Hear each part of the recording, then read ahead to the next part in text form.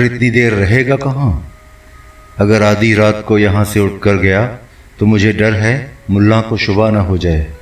ऐसा न हो उधर तू राजों से मिलने निकले, इधर मुल्ला जाकर हाजी से मुखबरी कर दे, तब तो मामला बहुत गड़बड़ हो जाएगा। मैं ऐसा करूँगा, रोटी खाकर यहाँ से चला जाऊँगा, ज़मींदार की माड़ी के पास कहीं झाड़ियों में छुप जाऊँगा और आधी रात होने का इंतज़ार करूँगा। दोनों में मज़ीद बातचीत नहीं हुई। खाना खाकर उन्होंने प्याले से पानी पिया। नूरदीन कुछ देर ठहर कर जाने लगा। रहीमदाद ने उसे ठोका। नूरे, एक बात तो बताता जा। पूछ, क्या पूछना चाहता है? मैंने अकालगढ़ जाना है। तैनो मालूम है अकालगढ़ किधर होता है? क्यों नहीं मालूम? नूरदीन ने मुस्तैदी से जवाब दिया। चक 55 के रास्ते में पड़ता है, उधर कच्चे रास्ते से चला जा। उसने मगरिब की सिमत हाथ उठाया। पहले चक बेदी आएगा, फिर निज़ाम औलिया, आगे नहर है, नहर के किनारे किनारे चला जाना, आगे अकालगढ़ आ जाएगा। यहाँ से 9 मील से ज़्यादा नहीं होगा। कोई सड़क वहाँ तक जाती है? सब कच्चे रास्ते हैं। नहर के किनारे का रास्ता सबसे ठीक है। अब तू जा। रहीमदाद ने मुस्कुराते हुए कहा। राजो मिल जाए तो मुझे ना भूलना। कैसी गल कर रहा है चौधरी? नूरदीन ने बड़े जोश से कहा। ऐसा क्यों नहीं करता, मेरे साथ ही चल। मैंने तो चक 55 जाना ही जाना है, अकालगढ़ रास्ते ही में है, मैं तुझे वहाँ पहुँचा दूँगा। नहीं, तू अब जा। रहीमदाद आमादा न हुआ। मैं जाऊँगा तो सवेरे जाऊँगा, और ये भी तय नहीं कि अकालगढ़ जाऊँ भी या ना जाऊँ। अभी मैंने कोई फैसला नहीं किया। नूरदीन बाहर चला गया। रहीमदाद ने मकतूल चौधरी नूर इलाही की कमीज़ और शलवार समेट कर गुठड़ी बना ली। दोनों रजिस्टर और पेंसिलें क्लेम के कागजात के बस्ते में रखे। मौलवी फजल के रजिस्टर से 3 वर्क फाड़ कर अलहदा कर लिए। उन पर उसने चौधरी नूर इलाही के जाली दस्तखत बनाने की मशक की थी। वो उठा और तीनों वर्क चिराग की लौ से जलाकर ज़ाया कर दिए। इस काम से फारिग होकर चटाई पर लेट गया, मगर सोया नहीं। चुपचाप लेटा मौलवी का इंतज़ार करता रहा। वो उससे मिले बगैर जाना नहीं चाहता था। बहुत देर हो गई, मौलवी नहीं आया। 11:30 का अमल होगा। मौलवी फजल वापस आया। आहिस्ता से खनकारा। चौधरी, जाग रहा है? तेरा इंतज़ार कर रहा था। रहीमदाद उठकर बैठ गया। तुझसे मिले बिना कैसे जा सकता था? मौलवी इसके करीब बैठ गया। उसने जमाही लेते हुए कहा। मुझे देर हो गई। पिंड के एक मज़ारे की घरवाली पर आसेब है, रातों को उठ उठ कर चीखती है। मैं उसका आसेब उतारने गया था, उसी में इतनी देर हो गई। रहीमदाद ने कपड़ों की गुठड़ी संभाली, क्लेम के कागजात का बस्ता बगल में दबाया और उठकर खड़ा हो गया। मुल्ला जी, मुझे अब जाना है, तेरी बहुत बहुत मेहरबानी। नहीं भाई, मेहरबानी की कौन सी बात है? मैं चाहता था रात को यहीं रहता, सवेरे चला जाता। उसने रहीमदाद को रोकने के लिए इसरार किया। पिंड के साथ ही तो सड़क है, अभी तो जाने के लिए लारी भी मिल जाएगी। रहीमदाद ठहरने पर रजामंद ना हुआ। इस सड़क पर तो आधी रात के बाद भी लारियां चलती हैं। वो ज़ेर लब मुस्कुराया। ज़िंदगी रही तो फेर मिलाप होगा। मौलवी फजल उठकर खड़ा हो गया। रहीमदाद से बगलगीर हुआ। उसे छोड़ने बैरूनी दरवाजे तक गया। हर तरफ रात का अंधेरा फैला था। सन्नाटा बहुत गहरा था। गांव के घरों में कहीं कहीं रोशनी झिलमिला रही थी। रहीमदाद झाड़ियों और गढ़ों से बचता बचाता खेतों के दरमियान से गुजरने वाली एक पगडंडी पर पहुंच गया, मगर सड़क की जानिब नहीं गया। चुपचाप पगडंडी पर चलता रहा। कुछ दूर आगे जाकर पगडंडी के साथ एक जगह ज़मीन इस कदर पोली थी कि रहीमदाद का एक पैर थोड़ा सा धंस गया। आसपास खुदरोज पौधों के झुरमुट भी थे। रहीमदाद अंधेरे में दबक कर बैठ गया। उसने जेब से चाकू निकाला और खासा गहरा गड्ढा खोदा। कपड़ों की गुठड़ी गड्ढे में डाली और ज़मीन हमवार कर दी। वो आगे बढ़ा और पगडंडी से गुजरकर गांव में दाखिल हो गया। गांव बिल्कुल सुनसान था। वो एक गली में दाखिल हुआ। गली के नुक्कड़ पर गांव के ज़मींदार हाजी हबीब का 2 मंजिला पुख्ता मकान था। वो चौकन्ना नज़रों से इधर उधर देखता हुआ अंधेरे में आगे बढ़ने लगा। ज़मींदार की माड़ी के करीब से गुजरा। आगे कच्चा रास्ता था। रास्ते के इर्द गिर्द खेत और झाड़ियाँ थीं। चलते चलते वो ठटका और मुतजस्सिस नज़रों से खेत और झाड़ियाँ देखने लगा। रहीमदाद को नूरदीन की तलाश थी। वो उसे ढूंढने के लिए इधर आया था। उसके हमरा नूरा और बच्चों से मिलने अकालगढ़ जाना चाहता था, मगर नूरदीन कहीं नज़र नहीं आया। चारों तरफ घुप अंधेरा था। गांव की रड़ी से कुत्तों के भौंकने की आवाज़ें उभर रही थीं। रहीमदाद को अपने इर्द गिर्द खतरा मंडलाता महसूस हुआ। उसने रफ्तार तेज़ कर दी। वो जल्द से जल्द गांव से निकल जाना चाहता था। कुछ ही दूर गया था कि करीब की झाड़ियों से किसी ने हौले से सीटी बजाई। रहीमदाद ने घबराई हुई निगाहों से उस तरफ देखा। वहाँ कोई नहीं था। ज़रा देर बाद झाड़ियों में हल्की सी सरसराहट हुई। एक साया नमूदार हुआ और आहिस्ता आहिस्ता उसकी जानिब बढ़ने लगा।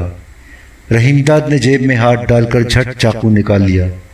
उसी वक्त मध्यम सी आवाज़ आई, घबरा नहीं, मैं हूँ नूरदीन। रहीमदाद ने चाकू जेब में डाला और जहाँ था वहीं रुक गया। नूरदीन नज़दीक आ गया। रहीमदाद ने सरगोशी की, तू यहाँ छुपा था? हाजी की माड़ी तो उधर है। उसने 2 मंजिला मकान की तरफ हाथ से इशारा किया। वहाँ मैं आधी रात के बाद जाऊँगा। चौधरी, तैनू याद नहीं फली ने क्या कहा था? आधी रात होने में अब देर ही कितनी रह गई है। अब आ ही गया है तो मेरे साथ चल। तू अकालगढ़ ही के रास्ते पर अपने पिंड जाएगा ना? हाँ, इसी रास्ते जाऊंगा। अकालगढ़ है तो रास्ते से ज़रा हट कर, पर मैं तेरे साथ वहाँ तक चलूँगा, फिक्र न कर। नूरदीन ने उसे तसल्ली देते हुए कहा, आ मेरे साथ। वो आगे बढ़ा। तू माड़ी से दूर खड़ा रहना।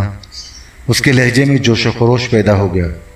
तैनू पता है मेरे डब में भरा हुआ पिस्तौल है, फिर डरता क्यों है? मर जाऊंगा पर तुझे फंसने नहीं दूंगा। रहीमदाद खामोश रहा। दोनों दबे दबे कदमों माड़ी की जानिब बढ़े। नूरदीन आगे था, रहीमदाद उसके पीछे चल रहा था। दोनों अंधेरे में चलते हुए माड़ी के बाईं जानिब पहुंच गए। करीब ही शीशम के दरख्तों का झुंड था। फल्ली ने ठीक बताया था। दरख्तों के ऐन सामने माड़ी का छोटा दरवाज़ा था। नूरदीन ने चाहा कि रहीमदाद दूर ही ठहर जाए, मगर वो उसके साथ साथ आगे बढ़ता गया। दोनों दरख्तों के नीचे अंधेरे में खड़े होकर दरवाजे की जानिब देखने लगे। माड़ी पर खामोशी छाई थी। अलबत्ता बालाई मंजिल के कमरे में रोशनी थी। खिड़की की शीशों से रोशनी छिन छिन कर बाहर बिखर रही थी। मवेशियों का ढारा दूसरी जानिब था। वहाँ कोई रुक रुक कर खांस रहा था। हर बार जब खांसी उभरती, दोनों चौंक कर उस तरफ देखते। रहीमदाद बहुत सहमा हुआ था।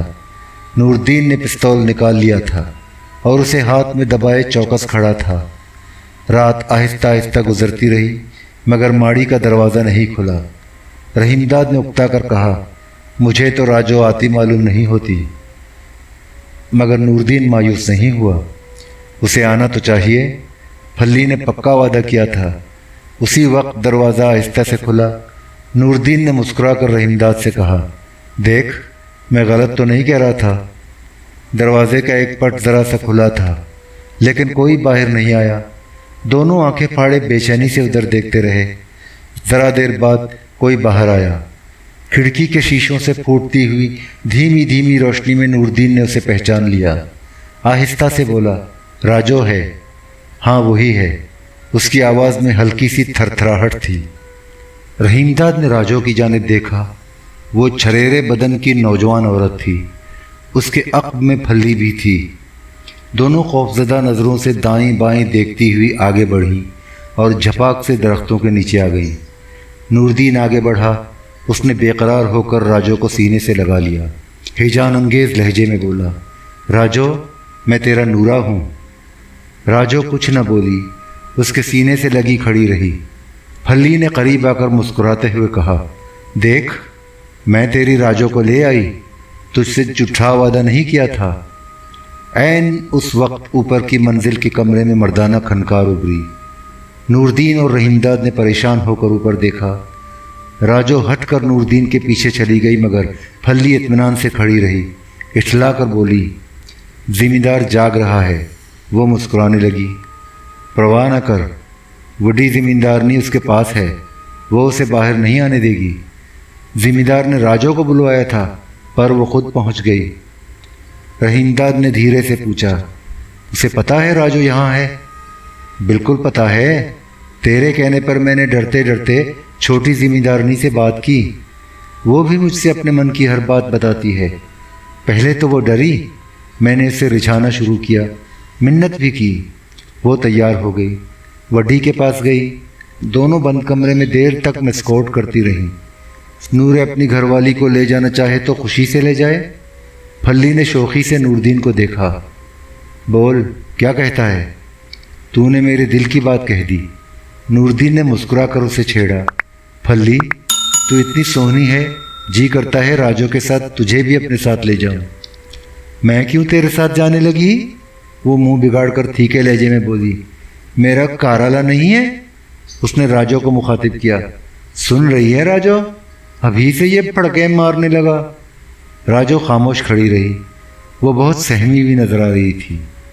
رحیم داد نے جیب میں ہاتھ ڈال کر 10 کے 2 نوٹ نکالے اور پھلی کے ہاتھ میں دیتے ہوئے بولا، لے یہ رکھ لے، کارالے کو نہ بتانا، پٹڑی بنوا کر گلے میں پہننا، سونی لگے گی۔ پھلی نے دونوں نوٹ لے کر اپنے گھگھرے کے نیفے میں اڑس لیے۔ رحیم داد نے نوردین سے کہا، چلنا ہے تو فٹافٹ نکل چل، کب تک یہاں کھڑا رہے گا؟ حاجی جاگ رہا ہے، آ گیا تو سمجھ لے سارا معاملہ گڑبڑ ہو جائے گا۔ نہیں، وہ نہیں آ سکتا، پھلی نے نہایت اعتماد سے کہا۔ وڈی زمیندارنی اس کے پاس ہے اور چھوٹی دروازے پر کڑی چوکیداری کر رہی ہے، دونوں نے پہلے ہی سے مسکوٹ کر رکھی ہے۔ نہیں جی، اب چلنا چاہیے۔ پھلی، تیری بہت بہت مہربانی۔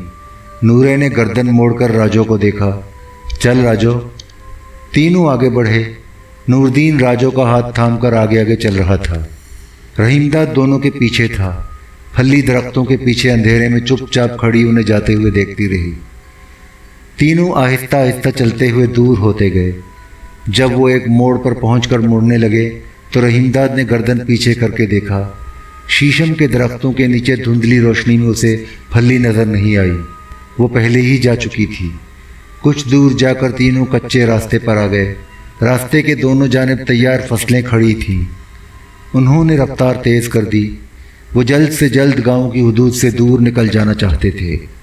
نوردین پستول ہاتھ میں سنبھالے ہوئے تھا اور چوکنا نظروں سے ادھر ادھر دیکھتا جا رہا تھا۔ انہوں نے فرلانگ بھر سے زیادہ راستہ طے کیا ہوگا کہ رات کے سناٹے میں ٹاپیں سنائی دیں۔ آواز سامنے ہی سے آ رہی تھی۔ تینوں خوف زدہ ہو گئے۔ گھوڑے کے دوڑنے کی آواز کے ساتھ ساتھ ہنہناہٹ بھی اب قریب آتی جا رہی تھی۔ نوردین نے راجو کو ہاتھ پکڑ کر گھسیٹا اور قریب کے ایک کھیت میں گھستے ہوئے رحیم داد سے بولا، چودھری اتھے آ جا۔ رحیم داد بھی ان کے ساتھ کھیت میں گھس گیا، مگر وہ زیادہ اندر نہ جا سکا۔ دیکھتے دیکھتے کوئی گھوڑا دوڑاتا ہوا ان کے سامنے سے گزرا اور اپنے پیچھے گرد کے بادل چھوڑ گیا۔ راجو نے اسے پہچان لیا۔ جب وہ آگے نکل گیا تو اس نے سہمے ہوئے لہجے میں کہا، ہائے یہ تو کمال تھا۔ نوردین نے پوچھا، کون کمال؟ حاجی کا وڈا پتر، راجو نے جواب دیا۔ چک بیدی سے آ رہا ہوگا، وہاں جا کر جوا کھیلتا ہے، شراب پیتا ہے، روز رات کو دیر سے آتا ہے، کبھی کبھی تو سویرا ہو جاتا ہے۔ حاجی کچھ نہیں کہتا؟ کیوں نہیں کہتا؟ ناراض بھی ہوتا ہے، پر وہ اس کی کب پرواہ کرتا ہے؟ اب وہ ماڑی میں جائے گا تو جاگ ہوگی، مجھے تو ڈر لگ رہا ہے۔ رحیم داد پودوں میں پھنسا بیٹھا تھا۔ ایک پودے کا ڈنٹھل ٹوٹ کر اس کی کمر میں اڑا ہوا تھا۔ وہ بے چین ہو کر بولا، اب باہر تو نکل، ساری باتیں یہیں بیٹھ کر کرے گا۔ یہ کہتا ہوا وہ کھیت سے باہر نکلا۔ نوردین اور راجو بھی کھیت سے باہر آ گئے۔ تینوں خاموش تھے۔ اب انہوں نے اپنی رفتار بھی تیز کر دی تھی۔ راجو بہت ڈری ہوئی تھی، مڑ مڑ کر پیچھے دیکھتی جاتی، مگر عقب سے کوئی آہٹ نہیں ابھری۔ وہ کھیتوں سے نکل کر دور آ گئے۔ آگے میدان تھا، زمین کھڈل تھی، جگہ جگہ گڑھے تھے، ان میں چوہوں کے بل بھی تھے۔ ایک موٹا چوہا راجو کے پیر کے نیچے آ گیا، وہ ننگے پیر تھی۔ چوہے سے ڈر کر اس کی چیخ نکل گئی۔ نوردین نے جھٹ اس کے منہ پر ہاتھ رکھ دیا، ڈپٹ کر بولا، چپ کر، ایسے ڈرے گی تو کیسے کام چلے گا؟ اسی وقت رحیم داد کا پیر ایک گڑھے میں پڑا، وہ گرتے گرتے بچا۔ بیزار ہو کر بولا، یار تو نے اندھیارے میں یہ کھڈل کا راستہ کیوں پکڑا؟ چودھری یہ چھوٹا راستہ ہے، اگے ٹھیک ٹھاک راستہ مل جائے گا۔ اس کے کنارے گھنے پیڑ ہیں، ذرا سنبھل کے چل، زیادہ وڈا کھڈل نہیں ہے۔ واقعی میدان زیادہ بڑا نہیں تھا۔ تینوں گڑھوں سے بچتے بچاتے میدان عبور کر کے ایک پیہے پر آ گئے۔ پیہا خاصا کشادہ تھا۔ کچھ ہی دور آگے جا کر آم کے درختوں کا سلسلہ شروع ہو گیا۔ رات سنسان تھی، ہر طرف ہو کا عالم تھا۔ تینوں چپ چاپ چلتے رہے۔ انہوں نے 2-2.5 میل فاصلہ طے کر لیا۔ اب وہ دیدار پور سے بہت دور آ گئے تھے۔ رحیم داد نے نوردین سے پوچھا، کیا راجو کو بھی اپنے ساتھ چک 55 لے جائے گا؟ کیوں نہیں لے جاؤں گا؟ نوردین نے جھٹ کہا، اسے لایا کس لیے ہوں؟ رحیم داد چپ رہا۔ نوردین نے حیرت سے آنکھیں پھاڑ کر دریافت کیا، چودھری ایسی بات کیوں کہہ رہا ہے؟ میں اس لیے کہہ رہا ہوں، میاں داد فیر راجو کو اٹھوا لے گا اور حاجی کے پاس بھجوا دے گا۔ رحیم داد نے اپنی بات پر زور دے کر کہا، وہ حاجی کو ناراض نہیں کر سکتا۔ دونوں رساگیر ہیں اور اس دھندے میں ایک دوسرے کے شریک دار ہیں۔ یہ بات تو بھی جانتا ہے اور یہ بھی جانتا ہے، حاجی کے مقابلے میں میاں داد کے سامنے تیری کوئی حیثیت نہیں۔ تو اس کا مزارہ ہی تو ہے۔ یہ بات تو ہے، پر اب وہ کیا کر سکتا ہے؟ وہ یہ کر سکتا ہے، راجو کو اپنے کرندوں سے اٹھوا کر حاجی حبیب کے پاس دیدار پور پہنچا دے گا۔ رحیم داد نے اس کی سادہ لوہی پر جل کر کہا، تجھے زمین سے بے دخل کر کے بھولا کے قتل یا مویشیوں کے چوری کے الزام میں پکڑوا دے گا۔ کہتا تو یہ ٹھیک ہے۔ راجو بیچ میں بول پڑی۔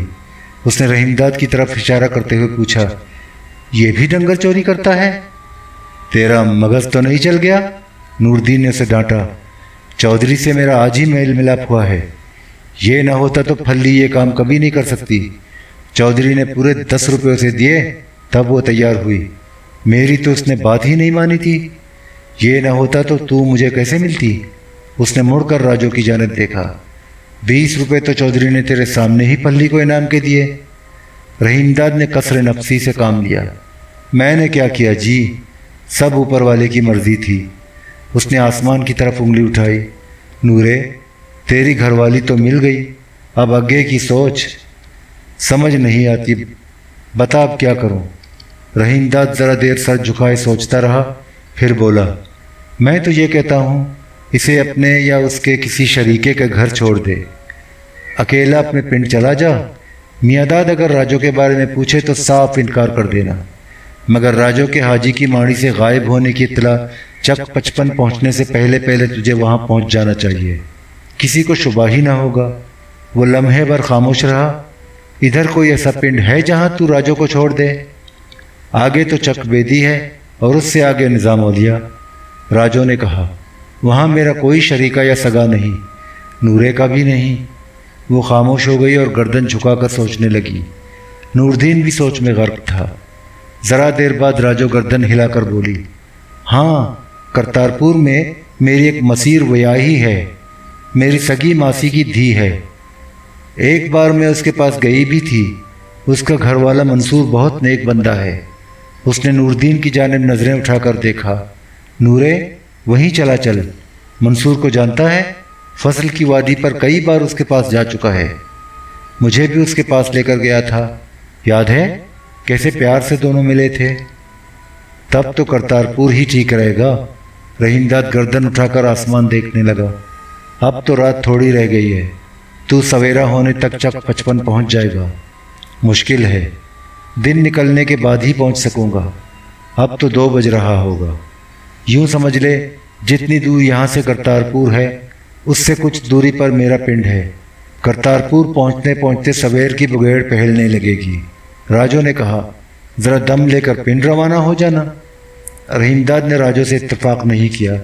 نہیں، اس کا دن میں جانا ٹھیک نہیں۔ ویسے نوردین، تو سوچ لے۔ نہیں جی، دن ہی میں چلا جاؤں گا۔ تب تک حاجی بھی میاں داد کو خبر نہیں بھجوا سکے گا۔ حاجی کسی کو بھیجے گا بھی تو وہ شام ہونے سے پہلے نہیں پہنچ سکے گا۔ بات تو تیری بھی ٹھیک ہے، رحیم داد نے تائید کی۔ تو پھر یہی پروگرام بنا، یہاں سے سیدھے کرتارپور چلتے ہیں۔ نوردین اور راجو پہلے ہی تیار تھے۔ تینوں آگے بڑھے۔ کچھ ہی دور چلے تھے کہ چک بیدی نظر آیا۔ مکانوں میں کہیں کہیں روشنی ہو رہی تھی۔ کتوں کے بھونکنے کی آوازیں بھی آ رہی تھیں۔ وہ ادھر نہیں گئے اور پگڈنڈیوں اور پیہوں سے گزرتے ہوئے دور ہی سے نکل گئے۔ مویشی چوری کا دھندا کرنے کے باعث نور الدین کو اس علاقے کی ہر بستی اور راستے کا بخوبی علم تھا۔ وہ رات کے اندھیرے میں ان راستوں سے بارہا گزرا تھا، لہٰذا اسے راستہ تلاش کرنے میں کوئی دقت پیش نہ آئی۔ تینوں نظام اولیاء کی بستی کے قریب پہنچ گئے۔ نظام اولیاء سے نکلتے ہی نہر آ گئی۔ وہ نہر کے کنارے کنارے چلتے رہے۔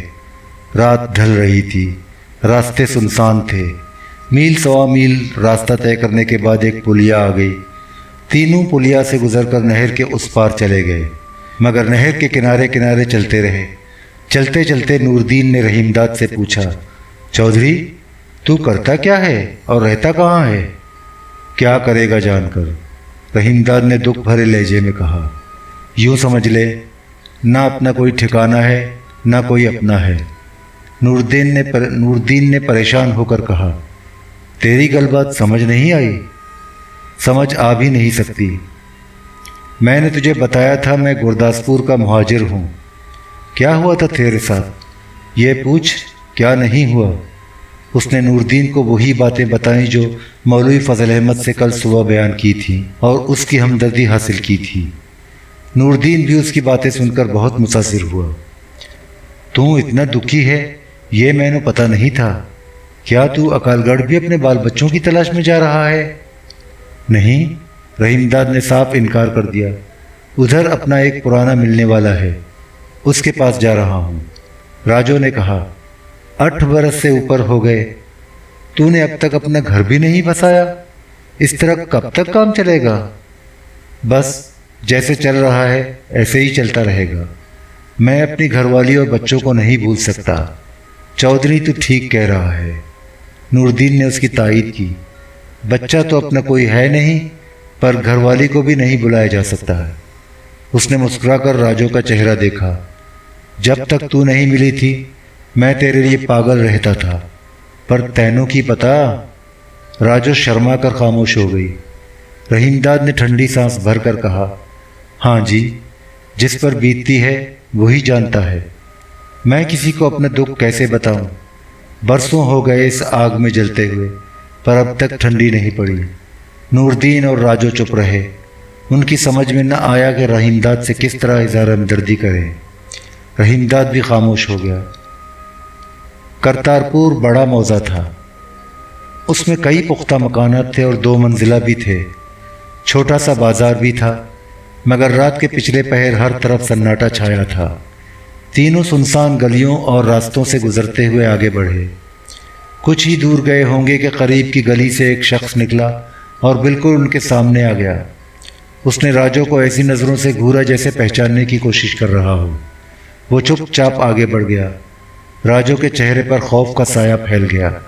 گھبرائے ہوئے لہجے میں بولی، نورے، یہ زمیندار کا کرندہ فیدو لگتا ہے۔ اس نے مجھے پہچان لیا ہے، ابھی جا کر حاجی سے مخبری کرے گا۔ مجھے ڈر لگ رہا ہے۔ نور الدین نے اسے تسلی دیتے ہوئے کہا، ابھی تو اندھیرا ہے، اس نے تجھے کیسے پہچان لیا؟ اگر پہچان بھی لیا ہے تو پرواہ نہ کر، منصور کے گھر سے وہ تجھے نہیں اٹھوا سکتا۔ تینوں آگے بڑھے، منصور کے مکان کے سامنے پہنچے۔ منصور کا مکان تھا تو کچا، مگر کشادہ اور بڑا تھا۔ نور الدین نے ہانک لگائی۔ منصور جھٹ دروازہ کھول کر باہر آ گیا۔ وہ جاگ رہا تھا۔ آتے ہی نور الدین سے گرمجوشی کے ساتھ بغلگیر ہوا اور جیسے ہی راجو پر نظر پڑی خوشی سے چیخ پڑا، ارے تو اسے لے آیا؟ اس نے دروازے کے اندر جھانک کر بیوی کو آواز دی، شاہجہاں دیکھ تو کون آیا ہے؟ اس نے مسکرا کر کہا، سب باہر کیوں کھڑے ہو، اندر آ جاؤ۔ تینوں گھر میں داخل ہوئے۔ راجو کی خالہ زاد بہن شاہجہاں بھاگتی ہوئی آئی اور راجو سے چمٹ گئی۔ ہائے، تو آ گئی؟ راجو شاہجہاں کے سینے سے لگ کر رونے لگی۔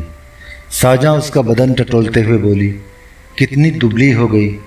وہ خود دوہرے بدن کی نوجوان عورت تھی، عمر میں راجو سے بڑی، رنگ کھلتا ہوا مگر ناک نقشہ کسی قدر بھدا۔ سب آنگن میں پڑی ہوئی چارپائیوں پر بیٹھ گئے۔ منصور کے دونوں بچے بھی بیدار ہو گئے تھے اور قریب آ کر حیرت سے راجو کو دیکھ رہے تھے۔ راجو بار بار دوپٹے سے آنسو پہنچ رہی تھی۔ اب اجالا خوب پھیل گیا تھا۔ رحیم داد نے اجالے میں راجو کو غور سے دیکھا۔ اس کی عمر 20-21 سال سے زیادہ نہیں تھی۔ چمپئی رنگت تھی، ناک سبک تھی، آنکھیں غزالی تھیں۔ وہ خوش شکل عورت تھی۔ ساجاں کے پہلو میں بیٹھی ہوئی وہ اور زیادہ خوبصورت لگ رہی تھی۔ کچھ دیر بعد منصور اٹھا، رحیم داد اور نوردین کو ڈیرے میں لے گیا۔ ڈیرا گھر کے برابر ہی تھا۔ اس میں کھلا صحن تھا۔ صحن کے دونوں طرف چھپر کی خمیدہ چھت کا برآمدہ تھا۔ اس کے پیچھے 3 کمرے اور 2 کوٹھڑیاں تھیں۔ تینوں ایک کمرے میں چلے گئے۔ کمرے میں کھڑکی تھی اور ایک دروازہ باہر گلی میں کھلتا تھا۔ کمرے میں چارپائی بچھی تھی، اس پر صاف ستھرا بستر لگا تھا۔ منصور صحن میں گیا اور ایک چارپائی اور اٹھا کر کمرے میں لے آیا۔ ایک چارپائی پر رحیم داد اور نوردین بیٹھ گئے، دوسری پر منصور بیٹھ گیا۔ منصور نے رحیم داد کے بارے میں پوچھا۔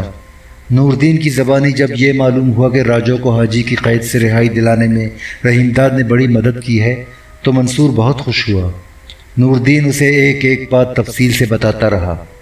منصور دلچسپی اور انہماک سے سنتا رہا۔ رحیم داد خاموش بیٹھا رہا۔ اب ہلکی ہلکی دھوپ دیواروں کی بلندی پر جھلکنے لگی تھی۔ تھوڑی دیر میں ساجاں پیتل کے تھال میں پراٹھے لے کر آئی۔ اس کے ساتھ کانسی کے گلاسوں میں لبالب بھری ہوئی لسی تھی۔ پراٹھوں پر مکھن کا مٹرو تھا، تلے ہوئے انڈے اور اچار تھے۔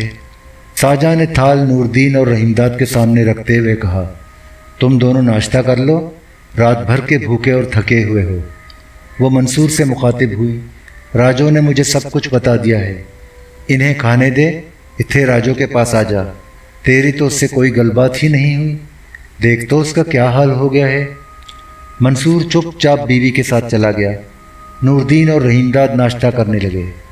ناشتے سے فارغ ہوتے ہی نوردین چلنے کے لیے کھڑا ہو گیا۔ اس وقت تک منصور واپس آ گیا تھا۔ اس نے نوردین کو روکنا چاہا۔ نورے، تو رات بھر کا جاگا ہوا ہے، لمبا سفر بھی کیا ہے، ذرا آرام کر لے، دوپہر کو روٹی ٹکر کھا کر چلا جانا۔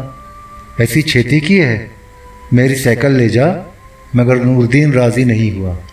مجھے اب جانے دے، سائیکل دے دے تو فٹافٹ پنڈ پہنچ جاؤں گا۔ رحیم داد بیچ میں بول پڑا، منصور کی سائیکل لے کر نہ جا، میاں داد کو شبہ ہوگا، تو پیدل ہی جا۔ ہاں، یہ ٹھیک رہے گا۔ نوردین نے اتفاق کیا، آگے تانگا بھی مل جائے گا، ویسے میں پیدل بھی جا سکتا ہوں، شام تک واپس آ جاؤں گا۔ شام کو واپس نہ آنا، رحیم داد نے منع کیا۔ کیوں خواہ شبہ پیدا کرنا چاہتا ہے؟ 3-4 روز بعد آنا جب معاملہ ذرا دب جائے۔ ابھی تو میاں داد اور حاجی دونوں تجھ پر شبہ کریں گے، تیری نگرانی بھی کریں گے۔ تو دیدار پور حاجی کے پنڈ جا چکا ہے، رستے میں حاجی کا کرندہ فیدو ملا تھا، تجھ پر انہیں شبہ ہونا بھی چاہیے۔ راجو یہاں ہر طرح ٹھیک ہے، آرام سے بھی رہے گی۔ بالکل آرام سے رہے گی، منصور نے رحیم داد کی تائید کی۔ چودھری ٹھیک کہہ رہا ہے، جیسا کہتا ہے ویسا ہی کر، فکر نہ کر، راجو یہاں ہر طرح ٹھیک ٹھاک رہے گی۔ نوردین نے کچھ نہیں کہا۔ ڈیرے سے نکل کر اپنے گاؤں چک 55 کی جانب روانہ ہو گیا۔ اس کے جانے کے بعد بھی منصور بیٹھا رہا، مگر جلد ہی کھڑا ہو گیا۔ چودھری، تو ساری رات کا جاگا ہوا ہے، تھکا ہوا بھی بہت ہے، اب سو جا، تجھ سے بعد میں گپ شپ رہے گی۔ میری فصلوں کی واڑھی ہونے والی ہے، لاوے آئے ہوئے ہیں، ان سے واڑھی کے بارے میں بات چیت کرنی ہے۔ رحیم داد بھی یہی چاہتا تھا۔